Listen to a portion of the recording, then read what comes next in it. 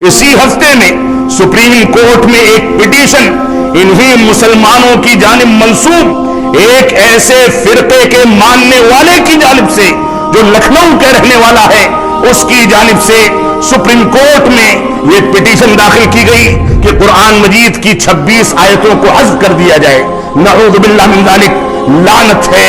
گھن آتی ہے ایسے چہروں سے جو اس انداز کی باتیں کریں جن کو قرآن کے قاف کے نقطے سے واقفیت نہیں۔ وہ قرآن مجید پر حکم لگائیں گے، مسلمانوں پر، اسلام پر اتہامات لگا کر کے اسلام کو بدنام کریں گے، اور ایسے افراد جو صحابہ کرام کو گالیاں دے سکتے ہیں، ایسے افراد جو قرآن مجید کو محرف کہتے ہیں کہ اس میں تبدیلی ہو چکی، ایسے افراد جو عائشہ صدیقہ کے اوپر انگلیاں اٹھاتے ہیں، ایسے افراد جو شیخین یعنی ابو بکر و عمر اور دوسرے صحابہ کرام کو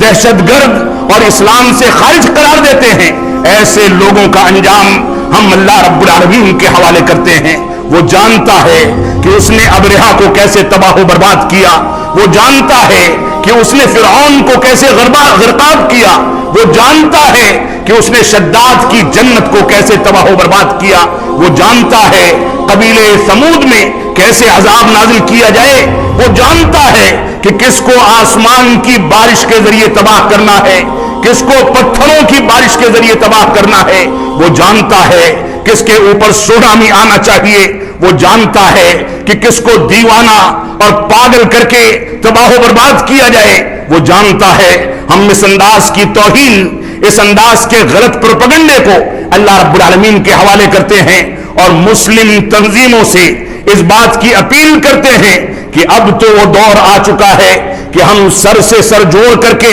سیاسی معاملات میں متحد ہو جائیں، سر سے سر جوڑ کر کے اسلام کے دفاع کے لیے عدلیہ کا سہارا لے کر کے عدلیہ کے ذریعے انصاف تک پہنچیں اور ایسے ظالموں کو گھسیٹ کر کے